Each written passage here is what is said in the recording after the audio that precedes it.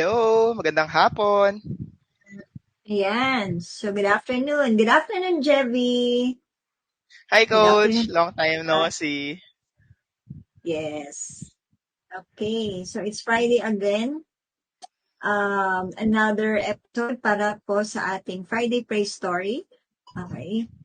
So, before we proceed, okay. So, meron na pala may fans pala tayo dito. Okay. So, anyway, Oh, ayan. Ano, Jev? Ikaw ba mag-i-intro? yeah, sure. Sige po. Actually, nakausap ko lang siya ng very light before po nag-start ngayon. Ang guest po namin for Yes. today is isa siya sa mga single mom, pero experienced accountant na siya before pa siya nakapag-start. And sabi niya dito, fortunately nakilala niya ang TBSA and nakapag-secure siya ng high-paying clients from UK and Australia. And by leap of faith, ayun, nakapagtayo na siya ng sarili ng agency. So without further ado, Miss Lloyds.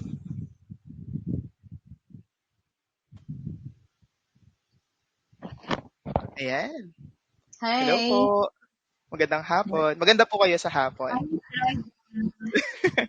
Thank you po for having me here. Yes. Huwag ka nang kabahan. Okay. Parang nagkukuwentuhan lang tayo. Okay, ayan. Taga saan po si Miss Lloyda? Taga Taga Pasig area po, Metro Manila. yun, taga Pasig. Okay. Miss Lloyda, no? Siyempre, madami po nag-aambang ngayong hapon. Ano po yung backstory ninyo before you start your freelancing, doing it full-time?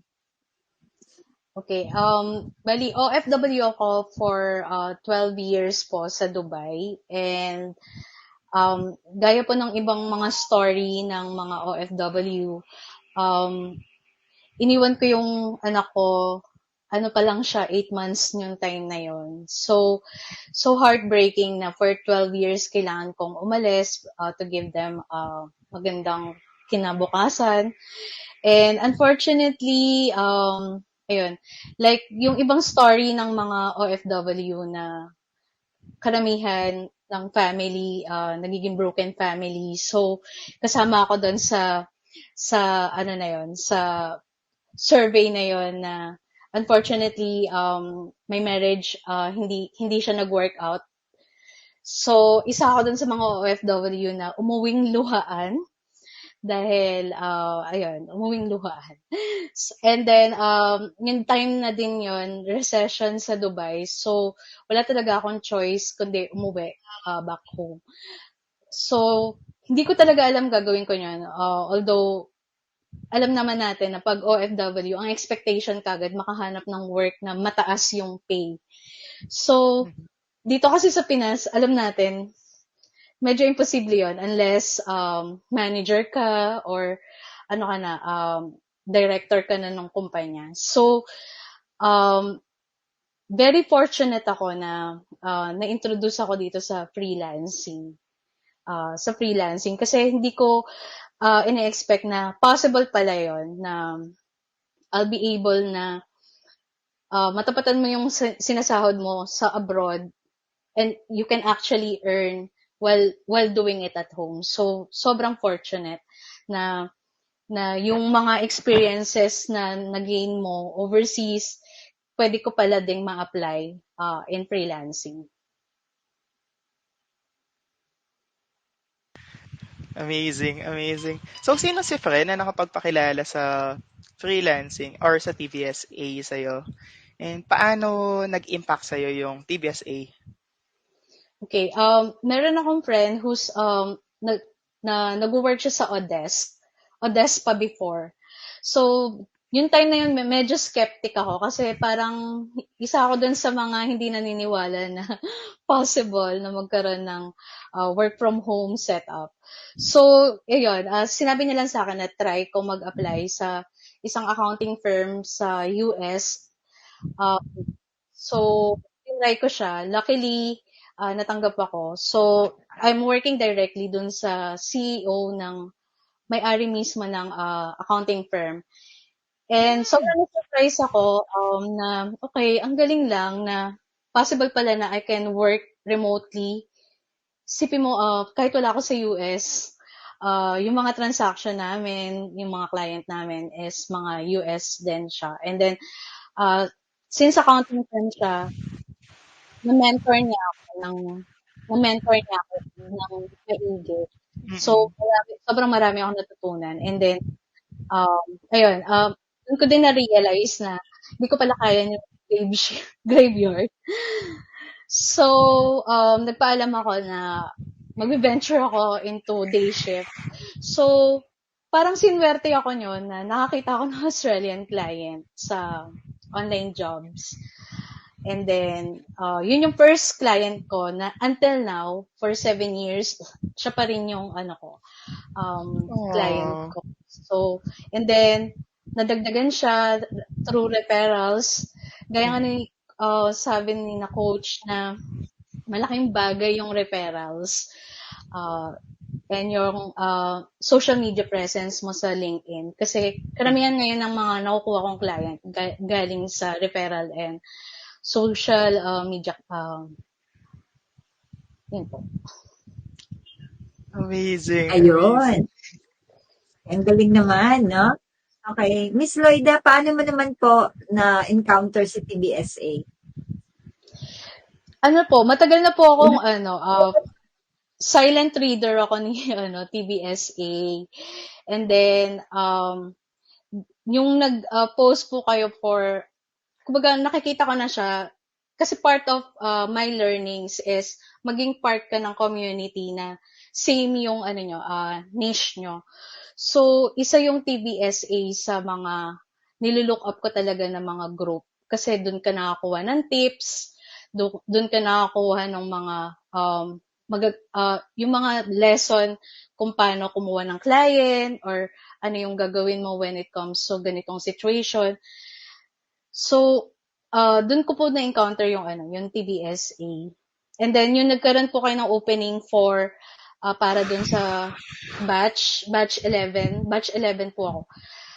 Kasi parang gusto ko talagang may matutunan pa. Kasi parang feeling ko, yung alam ko kasi, mahirap kasi maging idle dun sa alam mo lang. Lalo sa panahon ngayon na ang bilis mag-evolve ng technology. So, medyo matanda na ako. I'm 44. So, kailangan matuto ko rin ako makisabay kung ano yung uso ngayon, ano ba yung niche na maganda ngayon.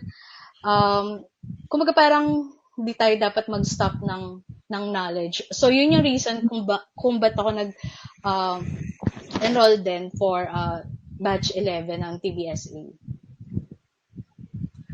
Amazing. Kumbaga po sa katuwa ang wording, parang all this pero willing at gustong matuto, no? Despite being at that age and yun po yung motivation niya, which is learning. Ano po yung mga challenges na na-encounter niya sa freelancing? And paano niyo po sila hinarap? Yung time ko po kasi, nung nag-start akong freelancing 7 years ago, wala pa pong ganitong support group. As in, solo ka talaga na maghahanap ng resources mo. Kumbaga, may tanong ka na ikaw din talaga yung maghahanap ng resources. And ang challenge nyon is wala pang ganitong group na pwedeng tumulong sa'yo when it comes dun sa mga tanong mo. Karamihan ng nakikita ko lang sa YouTube, mga foreigner na nagsasabi na ganito yung gagawin. Pero yung actual na, iba kasi yung community na pare-parehas kayo na mag-guide sa'yo na, okay, ito yung pinakamadaling hack dyan or ito yung pinakamadaling way dyan para ma-solve mo yung ano. So, isa yun sa mga challenge ko kasi although accountant ako, hindi pa ako masyado marunong yung sa zero. As in, zero knowledge din ako. So, tapos, minsan yung wala ka talaga makikita magme-mentor sa'yo na magtsatsaga sa'yo kasi in-expect nila, alam mo na yung ginagawa mo. So, ang nangyari, sariling sikap ka talaga na research. So, yung time ko, walang ganong resources. Walang masyadong available resources. So, yun yung sa tingin ko na challenge. Kung paano ko siya na-overcome, yun yung miracle. Hindi ko rin alam paano ko siya na-overcome. Siguro dahil matyaga lang ako magtanong. Um, kasi meron din akong pinalo sa YouTube, si Hector, nakalimutan ko na yung pangalan niya. So, imagine, foreigner yon. Dahil gusto ko lang Victory. talaga matutunan, yun po, dahil gusto ko lang matutunan, nagme-message talaga ako sa kanya na, Sir, baka pwede mo matulungan, willing akong mag-intern sa'yo, para lang ng for free, para lang matutunan ko. Siguro, yun yung way ko para, kaya ko siya na-overcome. Ayun. Okay. So, makikita natin na meron talagang willingness to learn more si Miss Loida. Okay.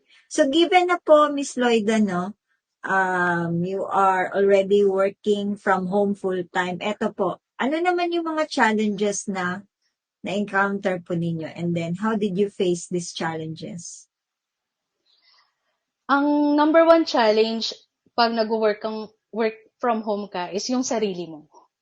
Kasi wala kang ibang tao na pwedeng ma-rely on. Unlike kapag office setup, meron kang parang makakatsikahan, matatanong minsan na, wag muna tayo mag-work, mag-coffee muna tayo. Mga ganun ba? Pag naka-work from home ka, ikaw talaga lahat yung magsiset ng sarili mong work schedule. And then, ayun, mag-isa ka lang. You feel alone, pero, ayun, you feel alone kasi nga, mag-isa ka lang na nagtatrabaho sa ganitong setup. So, I think yun yung greatest challenge. Tsaka yung procrastination. Dahil nga work from home ka, lalo na kung flexible yung working hours mo. Karamihan kasi ng client ko is flexible working hours.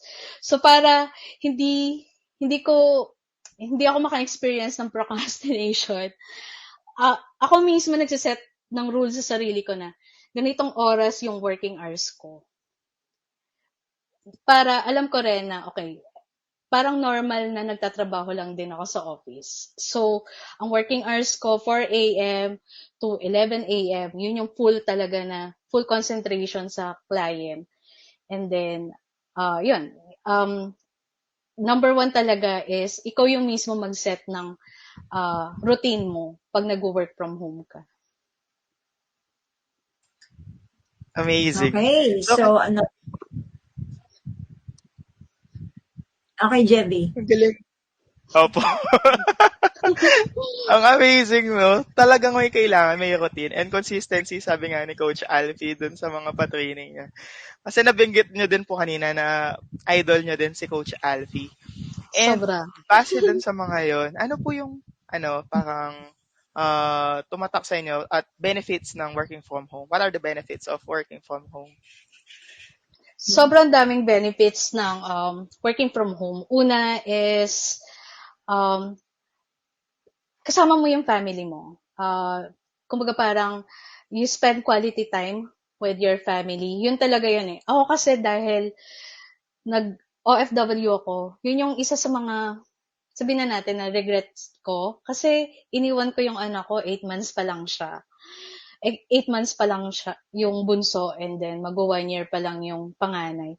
So, as a mom, sobrang heartbreaking yun na hindi mo nakitang lumaki yung mga anak mo kasi nag-work ka abroad. And isa yun sa pinagpapasalamat ko na nagkaroon ako ng opportunity to work from home na napo-provide mo yung ng magandang kinabukasan yung mga anak mo. At the same time, kasama mo sila. So, for me, yun yung number one. Quality time with your family. Yun po. Grabe. Amazing. Coach Alfie?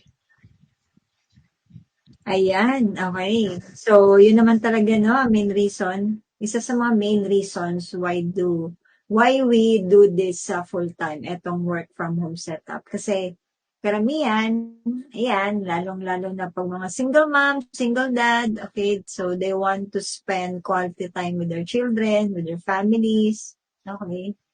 Tsaka yun, gusto natin silang makasama, right? So, it's a matter of prioritizing na lang talaga, no? Kung ano ba talaga yung priority natin, family ba? Or being away from them, okay? For the sake na yung career, okay? So, para po sa inyo, Miss Loida, what makes a good support group? Ano talaga, sa totoo lang po, to be honest, nag-member ako sa iba't ibang klaseng virtual assistant group. Pero nakita ko kasi kagad yung difference ng mga iba't ibang group. Kasi working working from home, importante na yung support group mo is naiintindihan yung needs mo na kailangan mo ng tulong nila. Kailangan nila na may magme-mentor. Yung merong dedicated na tao and willing na mga tao na tumulong sa'yo no matter what, kahit hindi ka nila kilala. So, I think yun yung the best na nakita ko sa TBSA. Like I said, silent reader lang ako dun sa group. Pero sobrang na-appreciate ko yung mga tao na nag-a-advise, nag-give ng tips, kahit hindi nila kakilala. Kasi kung tutuusin, competitor tayo. I mean, magkakalaban tayo on the same niche. Pero hindi yun eh. Mas nangingibabaw sa TBSA kasi yung suporta natin sa kapwa natin. Kasi alam natin yung pinagdaanan. Like ako, naiintindihan ko yung pinagdaanan ng bawat isa na hindi nila alam kung ano yung gagawin, kung saan mag-uumpisa.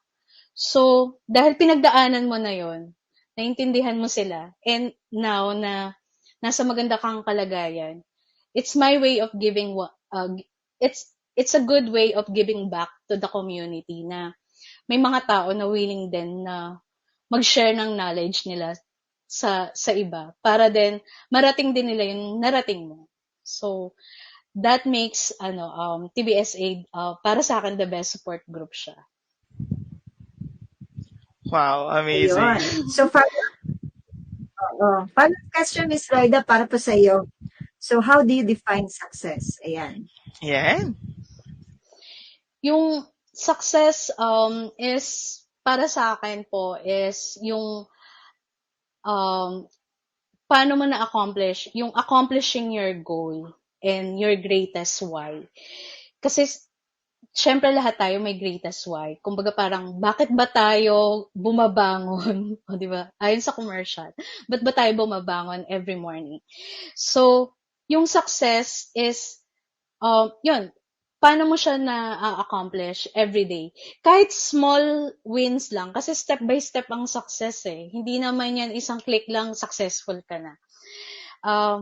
Marami ka ring roads na pagdadaanan para ma-achieve mo yung lahat ng sinet mo na goals sa sarili mo. And as long as tingin mo na nagpa-progress ka, it's a good sign of success na yun eh. Kasi nagpa-progress ka, may na-accomplish ka. So, yun po. Ayun. Okay. So, syempre, no? May mga kanya-kanya talaga tayong definition ng success. Ayan. So, before we proceed, no? Ayan, from Aisel. Ang galing sis. Halos pareho lang palang pinagdadaanan ko, kaya pala ang bait niyo sa akin. Oh, ma. Ayan. Okay.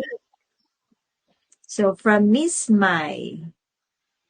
Ayan. And then from Miss Mads from Team Go Beyond. Okay. So we have also from Go Team Unstoppable. So marami palang fans dito si Miss Loida. Okay. Miss Loida, may nagtatanong po. Ito. Magkano po daw kinikita niyo sa inyong bookkeeping agency? Ano po, modesty aside po,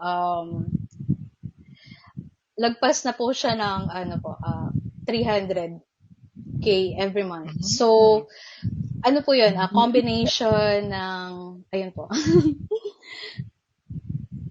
Ayan, Combination okay. po siya ng my own client and then yung bookkeeping namin ngayon merong 4 clients. So, um, sobrang amazing lang po dahil meron akong isang new client na i-onboard on Monday. So, sobrang ano lang din po, overflowing yung blessing. Hindi ko rin ina-expect na pag talaga nilip mo yung faith mo, Mm. and sinabi mo sa sarili mo na, okay, gagawin ko to. Kayo na po, Lord, bahala. Ang galing lang na na-open up yung dati na natatakot ako na gawin. Sobrang takot Mm. akong gawin kasi hindi ko talaga siya alam gawin. I mean, bookkeeper ako, yes. Virtual bookkeeper ako for sobrang tagal na. Pero yung magkaroon ako ng sarili kong bookkeeping agency, kaya ako siya tinayo kasi legacy ko yon sa mga anak ko. Yung isang daughter ko is taking up accounting din. So, kumbaga parang preparation ko to para sa future niya. Just in case na gusto niya mong i-pursue din to. So, sobrang amazing lang din na when you said yes to yourself, ano siya, tuloy-tuloy. Hindi mo malalaman kung ano yung mga ibibigay sa'yo ni Lord. So, sobrang nakakatuwa lang. Wow. Wow, narinig niyo yun? Wow, so akalain hindi mo na kailangan OFW to earn that. Uh, Kaya syempre, kasama din dito yung challenges, yan, rejection, mga doubts. So, i-expect talaga yan, no? Isang pagiging online freelancer sa bookkeeping. Okay. So, Sige, Jeb, meron moving po bang forward tanong? tayo. Opo. Since nabanggit nyo kanina na yun yung parang nag-turn around kayo, yun yung nag-transition nyo, ano po yung pwede nyong maipayo sa mga beginners na gustong magplanong pasukan yung bookkeeping and maging isang freelancer? Siguro mapapayo ko talaga is tiyaga lang and continuous yung learning. Kumbaga parang empty your cup and then open yourself for new learning. Kasi gaya nga nung ako, accountant ako. Pero kumbaga parang hindi ko pwedeng sabihin na alam ko na yan eh. Kasi nga normal ko na siyang ginagawa. Pero pag inopen mo kasi yung sarili mo for new learnings, dun mo madidiscover na, okay, marami pala akong hindi alam. Mm-mm. So, kung gusto mo talaga na gawin to, kailangan willing ka rin talaga na pag-aralan lahat ng mga bagay and magtiyaga ka. Marami kang masasacrifice para maging successful ka sa field na to. Marami akong Saturday and Sunday na nasacrifice kasi kailangan kong pag-aralan yung mga bagay na hindi ko alam. Marami akong mga birthdays and other occasion na hindi napuntahan kasi kailangan kong pag-aralan yung field ko. So, ano lang, tiyaga ka lang na sa ngayon, ito yung mga isa-sacrifice ko.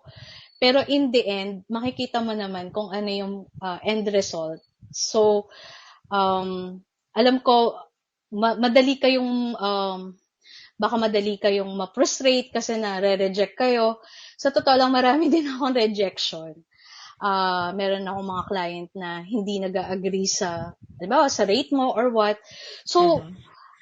sa'yo, isipin mo na lang na charge it to your experience. Di ba? Isipin mo na lang na marami pang darating. Tsaka lagi ako naniniwala kasi na ibibigay sa iyo ni Lord yung hinihingi mo at His perfect time. Sobra. At pag time mo na, ma-overwhelm ka naman sa sobrang daming blessing na ibinigay niya sa'yo. So, trust the process. Kung kailangan mong aralin lahat yun nandun sa portal, student portal, gawin mo yun. Just trust the process and in the end, lagi mong isipin na ma-achieve mo yung na-achieve ng mga successful bookkeepers. So, ayun, tiwala lang. Grabe. Amazing nun, nung in-delivery mo na empty your cup and be open to new learnings. Talagang na-touch ako doon kasi sobrang dami na may alam na sila and enough na yon. Pero kayo po talagang hindi kayo nag-stop doon despite and in spite of everything. Nag-effort talaga kayo na nag-invest kayo na maghanap ng way para matuto, di ba? Ano po yung parang pinaka-motivation nyo aside from your daughters? May mga future goals pa po ba kayo? Yes. Ang future goal ko is talagang mag-retire early. So, sabi ko, tsatsagaan ko talaga to for ilang years para at the age of 50 or the most 55, sitting pretty na ako, di ba? Yun talaga yung motivation ko. At the same time, yung makabuild ako ng legacy at legacy sa mga anak ko. Kasi hindi naman kami mayaman. Kumbaga, ito lang yung pwede kong maibigay sa kanila. Yung sobrang gandang business na to, yun lang yung pwede kong ipamana sa kanila. And then, yun. Syempre lahat tayo gusto natin na pagtanda natin, na lang tayo. Sitting pretty, pa-travel. So, konting sacrifice ngayon, kumbaga hustle, todo yung trabaho. Ang nilulook forward ko, pag age 50 ko, okay, tapos na. Retire na ako. Wow, amazing. Sige po, Coach Alfie. Ayan, may retirement goals na si Miss Lloyda. Okay. So, before si Miss Mai, may comment dito. Okay. Ayan. So, si Miss Mai, ayan. So, one of your interns sa iyong agency po. Okay. So, si Miss Aisel naman, ayan. Claiming it's his. Okay. Ayan. Okay. Oh, si Sir Hermer. I think si Sir Hermer nasa Boracay ba siya? Tama ba ako? Opo, nasa Ayan. Boracay siya. TL ko po yan, Yun. si TL Hermer. Oh, Shoutout sa'yo, Sir Hermer. Tsaka yun sa dalawang kids ni Sis Lloyda. Kayo po, may babatiin po ba kayo habang naka-live tayo? Ayun po. Yun, hi Kinamay na intern ko. Sobrang privilege lang ako na I was able to share kung ano yung kung ano yung meron na knowledge ako and hopefully nakatulong sa kanila. So, yun.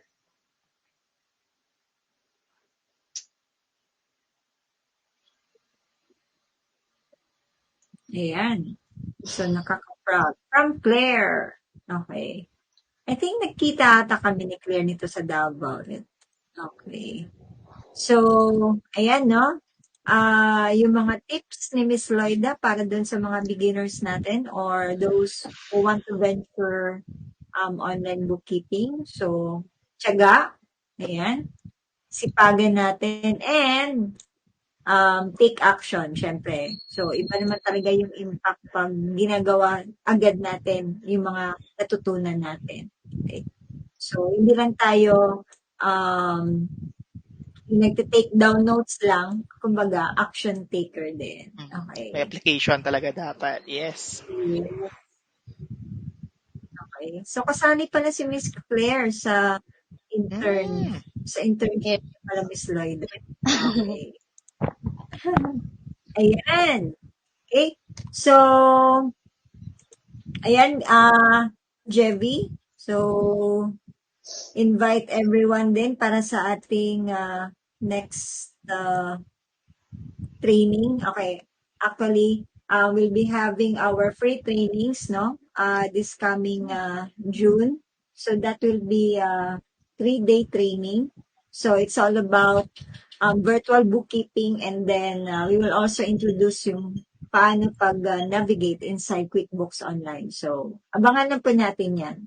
So, possible that will be the last week of June para po sa ating batch 12 launch. Okay. So, Yes, thank you po, Ms. Lloyda. Ayan. Jebi, Thank you baka po. meron ka pa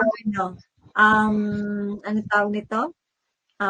Message Or, Yes. Ayun po, maraming salamat Sis Loida and tulad ng nabanggit ni Sis Alfie, ayan, welcome po lahat na pumasok dun sa mga pa-training natin and yung batch 12 na upcoming, di ba? So, dun sa the wish list. Yes, so abangan natin yan. Mhm. And check the link po kung paano po pumasok doon and paano po mag-enroll sa lahat po ng interested. So, kung may mga kaibigan kayo, kakilala, and mga friends na gustong pumasok into bookkeeping and freelancing, ayun, sige po, endorse sa kanila para makatulong din tayo, di ba? And tulong sabay-sabay Yes. tayong umangat. Ayun. Okay. So, thank you po, Miss Loida. Thank you din, Jevi, for Thank you, co-hosting our thank you din Friday po. story. Ayan. So, hoping na marami pong ma-inspire sa yung story, lalong-lalo na po yung mga OFWs, no? Those who wish to work from home setup, yung ganun yung gagawin nila para makapiling nila ang kanilang family. Okay, so since it's Friday today, so marami na pong mag-abang, okay, maglalakwat siya. Ikaw, Jebi, anong plano mo? Kami po ay may usapan po ng inuman. Actually, that's an online inuman. Tago yan. Pero may mga pa-dinner. Yes, dahil freelancer tayo, online din po ang inuman. Ganun nga. Kayo Pamili po, ko Sis na Alfie, kamusta naman? Ano pong ganap okay. natin Maya and weekends? Meron kaming family travel. Ayan. Oh, Visit yung ating mga relatives, okay, in Kidapawan. Okay. kayo po, Sis So, Loida. Ano po, grocery, laundry, ayun. Mommy duties. family duty. Okay. So, anyway, thank you po, Miss Loida. Thank you po, Jevi. Okay, pa sa ating pong Friday Praise Story. And see you again next week, guys, for another session, no? Para po sa ating FPS. Okay, so we will have another guest naman. Okay. Bye! Thank you! Bye. Thank Thank you. you. God bless.